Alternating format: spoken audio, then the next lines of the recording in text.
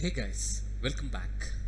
Today I'll be discussing about the topic regulation of kidney functioning. This is from class 11 biology. Let's start with today's topic. The functioning of the kidneys is efficiently monitored and regulated by hormonal feedback mechanisms.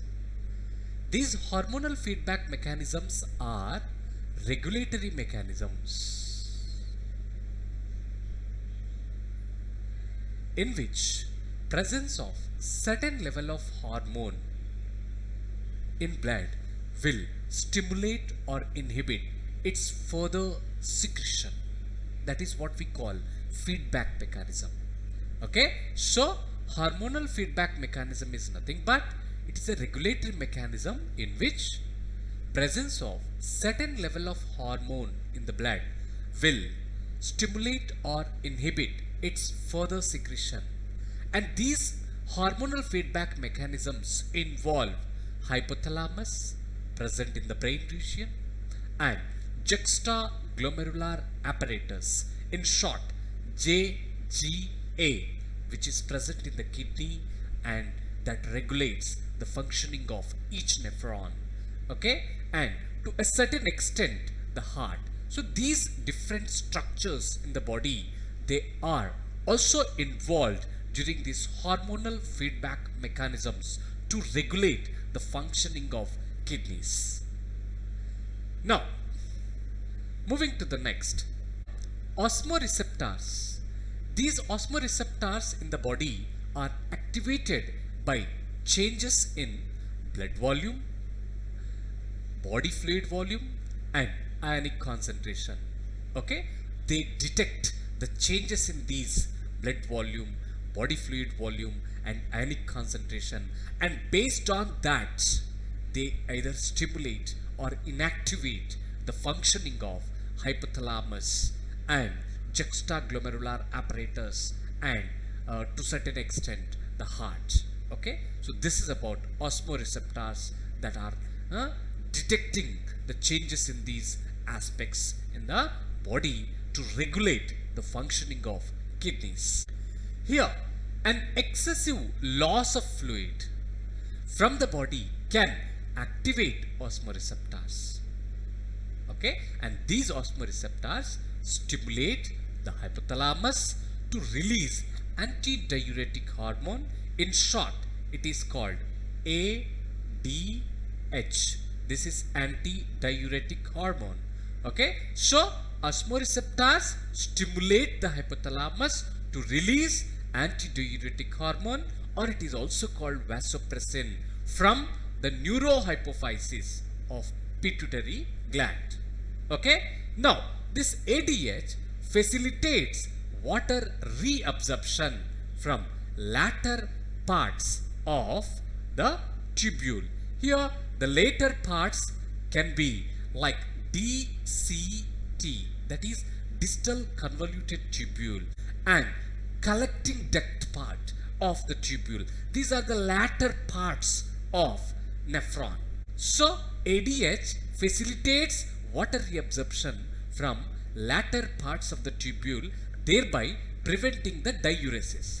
Here diuresis is nothing but more dilute urine is formed. It means more water is lost from the body. It means loss of fluid, excessive loss of fluid from the body.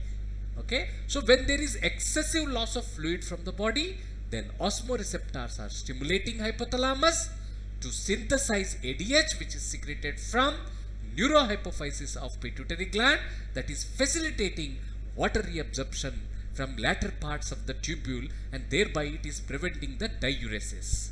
Okay, so as it is preventing the diuresis, it is anti-diuretic hormone. Okay, so this is how functioning of kidney is regulated by ADH hormone. Okay, and that is through feedback mechanism.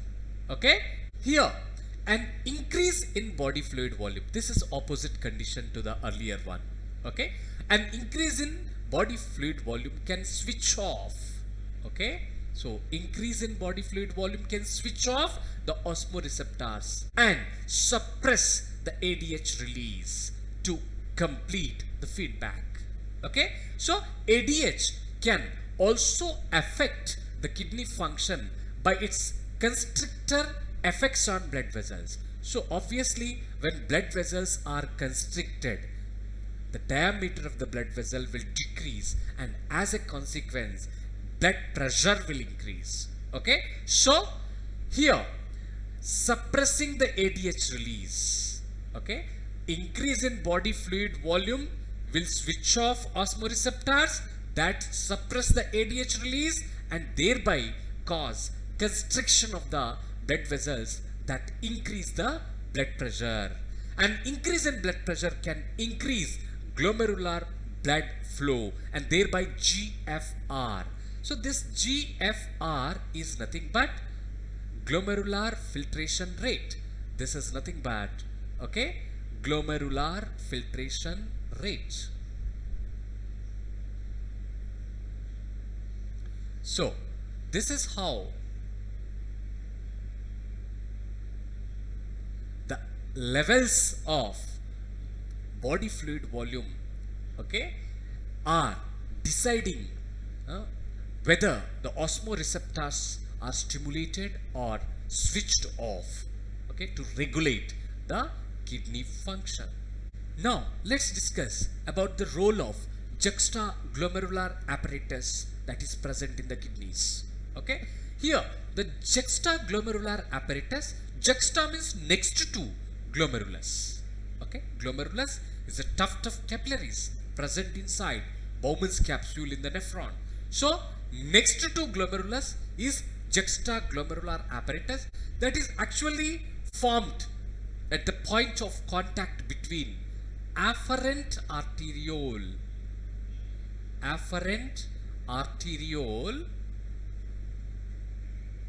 and DCT. Okay, so at the point of contact between afferent arteriole and DCT, juxtaglomerular apparatus is found, and that is playing a complex regulatory role. Okay, a fall in glomerular blood flow or glomerular blood pressure or glomerular filtration rate can activate JG cells. JG cells are nothing but juxtaglomerular cells. Okay, and these JG cells release renin enzyme which converts angiotensinogen in blood to angiotensin 1 and further to angiotensin 2. So this is a role played by renin enzyme. This renin enzyme is secreted by JG cells when there is a fall in GFR, that is glomerular filtration rate. Okay, now this angiotensin 2 is a powerful vasoconstrictor. Vasoconstriction is nothing but constriction of blood vessels. So as it is a powerful vasoconstrictor, it increases the glomerular blood pressure and thereby increases glomerular filtration rate. So this is how it is regulating the kidney function. Okay, now angiotensin 2 also activates the adrenal cortex to release another hormone called aldosterone. Okay, adrenal gland is present on the top of the kidney. Okay, so this is a well-known concept. So if this is a kidney, okay, then on the top of the kidney a cap-like structure called adrenal gland is present, and this adrenal gland, the outer part of this is cortex and the inner part is called medulla. Okay, this inner part is called medulla. Okay, now this part, cortex part, will release a hormone called aldosterone, and this aldosterone causes reabsorption of sodium and water from distal parts of the tubule. This aldosterone causes reabsorption of sodium and water from the distal parts of the tubule, that is distal convoluted tubule. Okay, this also lead to an increase in blood pressure and also GFR. It means aldosterone is also involved in increasing blood pressure and glomerular filtration rate. This complex mechanism is generally known as renin-angiotensin mechanism, or it is also called renin-angiotensin aldosterone system. Okay, so this is one important concept for exams. Okay, so renin-angiotensin mechanism is also called renin-angiotensin aldosterone system. Okay, now moving to the next. An increase in blood flow to the atria of the heart can cause the release of atrial natriuretic factor, that is ANF. Okay, this ANF can cause vasodilation. Vasodilation is nothing but the diameter of the blood vessel will increase, thereby it will decrease the blood pressure. So ANF is doing opposite role. Okay, ANF is doing opposite role to that performed by ADH and okay, aldosterone. Okay, so ADH, aldosterone, what they are doing? They are increasing the blood pressure. But here ANF is decreasing the blood pressure. This is decreasing the blood pressure. But these hormones, they are increasing the blood pressure. Okay, so these hormones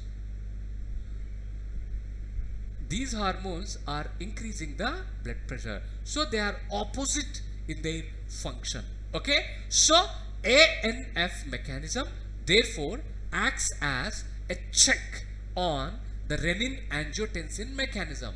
So this is how hormonal feedback mechanisms involving hypothalamus, juxtaglomerular apparatus, and to some extent the heart, they are involved in regulating the functioning of kidneys.